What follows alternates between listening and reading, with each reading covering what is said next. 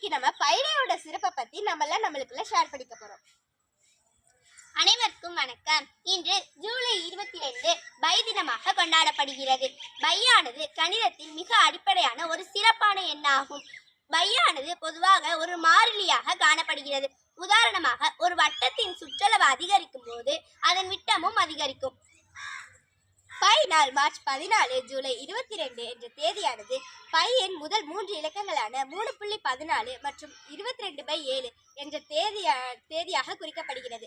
அதனால் பை நாள் மார்ச் 14 மற்றும் ஜூலை 22 என்ற தேதியில் கொண்டாடப்படுகிறது.